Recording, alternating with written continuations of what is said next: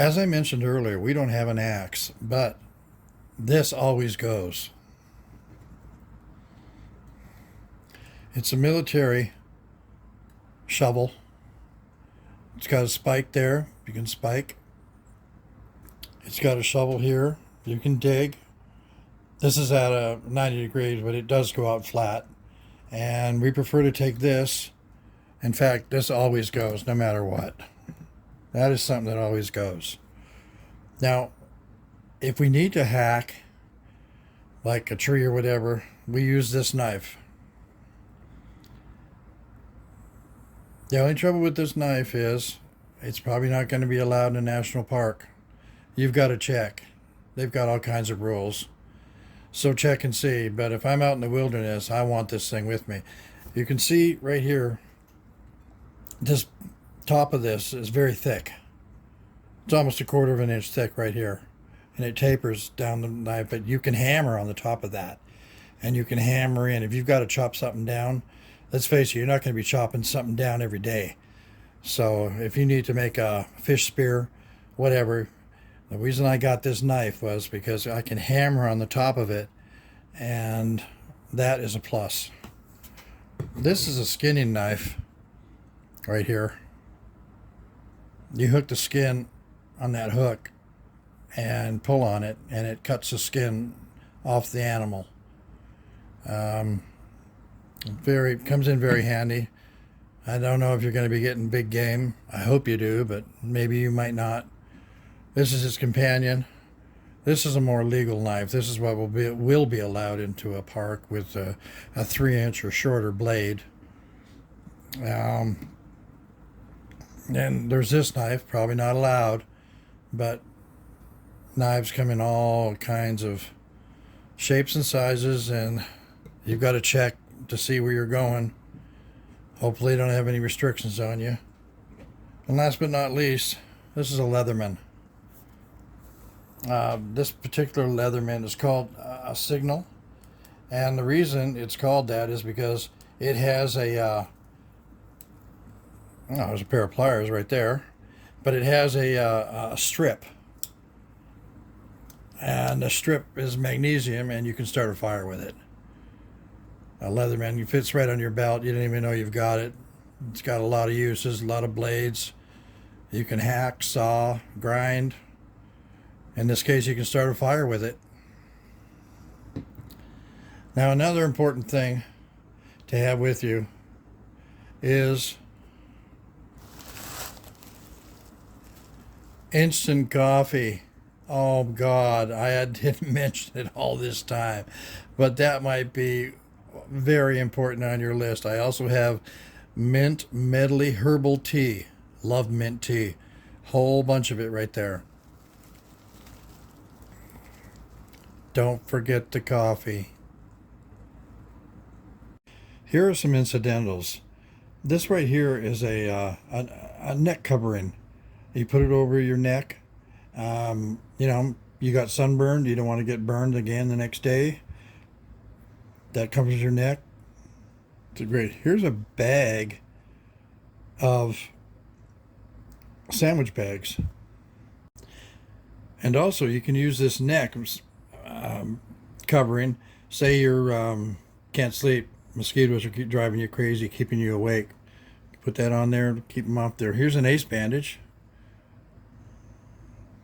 Doesn't weigh anything. You can throw it in there. Here's some tape. Now, we don't have any gauze with us, but if we were injured and we were bleeding badly, remember we've got those tampons, and we could tape the tampon cotton in place over the wound. Here's a toothbrush case with a new toothbrush in it, and here's an old toothbrush that we might need for brushing something. Who knows what? An old toothbrush just as a tool. These are always going to come in handy. It's a bag of plastic bands. Yeah. You never know where those are going to come in handy. Vitamins. A bag of vitamins on the trail. Now, if you take them on an empty stomach, it could make you sick. And I always throw in there a pair of gloves. A cut on the finger leads to infection.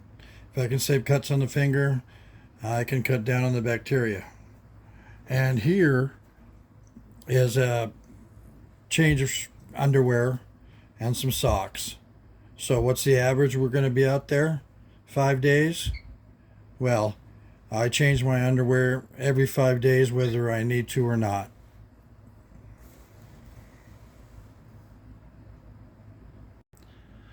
From incidentals, we step it up a notch. This is stuff you need to have with you. This is the more serious end and requirement. This is char cloth. But everybody that shows you char cloth already shows you the cloth after it's been charred. These are sheets of denim from an old pair of jeans.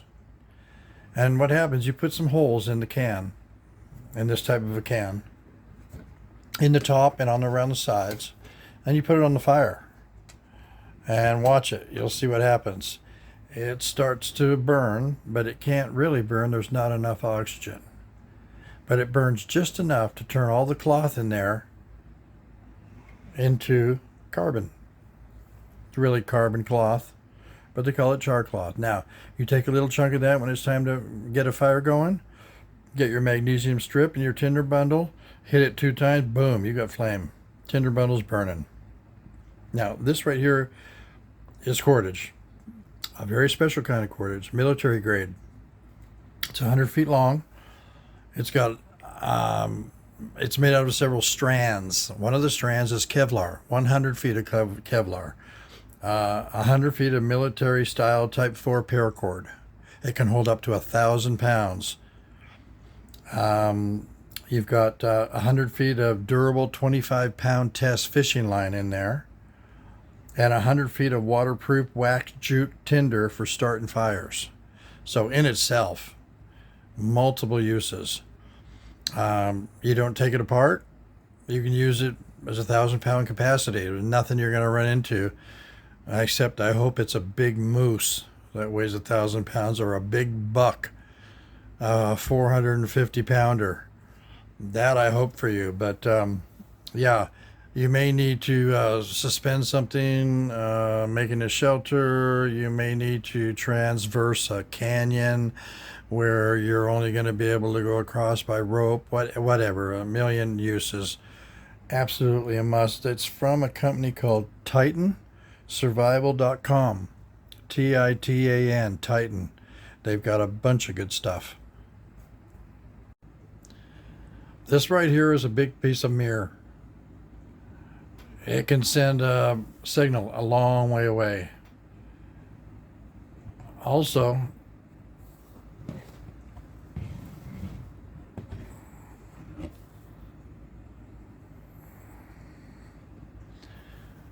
another mirror. A big mirror. If I'm out there, you're going to see my signal. I'm going to make sure of it. Those little compacts will work. The mirrors inside those compacts will work, but these will work much better.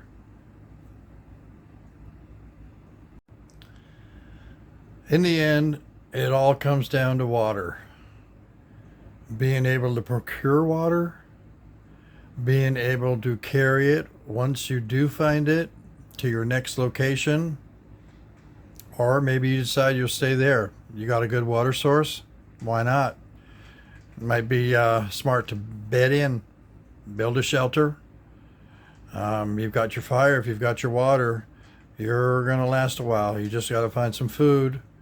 Millions of things to eat out there. You might have to eat a snake. You might have to eat a mouse or a rat. You might have to eat something you don't want to eat. It might be grubs. It might be worms. If you're lucky enough to find worms, 97% protein. Just not you're not used to eating some of the stuff you may have to eat. So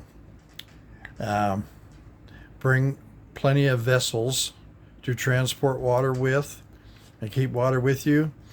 This one right here can go right on the fire, so you can make a tea. The two on the left can also go right on the fire, or or your whatever you make to eat, you can put in there and use it for a bowl. And that one at the back is a 32-ounce Nalgene. That can go right on the fire too. You can boil water. You might be boiling water to dress a wound or clean a wound, or who knows. But it all comes down to the most important thing: water. Now, let's say you're in dire straits. And that can happen, especially if you're not prepared. But let's say you have a bandana and you have some saran wrap with you, and that's all you have. There's a little bit of water nearby.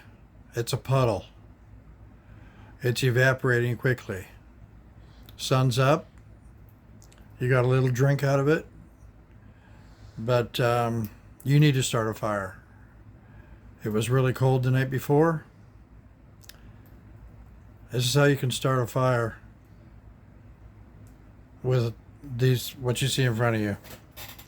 Take the bandana. It folds out into a square. Make an indentation in the ground the size of your fist.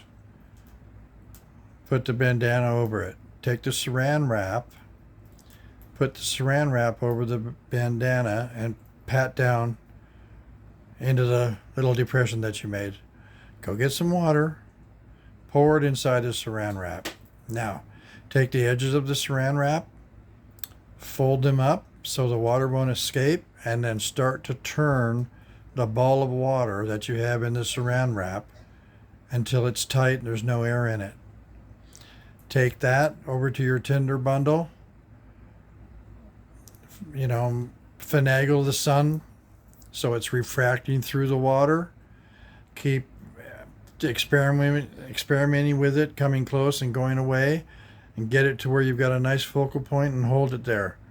You're going to be surprised to find that it's going to start to smoke. It's going to light your tinder bundle on fire, and you can have fire from just those things. Now, it's up to you to study and find out what to do with certain things you have, and you can get pretty creative. That one right there, in my opinion, is very creative. You've made fire from water. Pretty darn cool. Now, this is the granddaddy of signaling devices. It's a personal locator beacon. It's issued from the National Oceanographic and Atmospheric Administration from the government. It's serial numbered, and it has to be renewed every 2 years. But you find a spot that's high with no trees overhead and let it rip, and it goes around the world. They're coming after you. They're going to find you. They're going to come right to where that beacon is. A lot of people walk off from the beacon. As you get not too clear in the head, some things start to happen, but hopefully it all works out. But if it's me, I'm not dying out there. This is going to ensure that. It's not 100%, but it's a reasonable facsimile. Well, I've got the room in my backpack, so I'm going to throw an MRE in there. MRE is a meal ready to eat. This is menu 4. Spaghetti with beef and sauce. And on that personal locator beacon, you would only flip that on and have them come and get you if you're sure that the next day you were going to die. That's the only time you do it. That's absolutely the last resort. But with all this in mind, and I've enjoyed making this series of survival videos, I think we're ready to go. Let's pack up, and pack in early tonight. Get a good night's sleep, because we're heading out in the morning.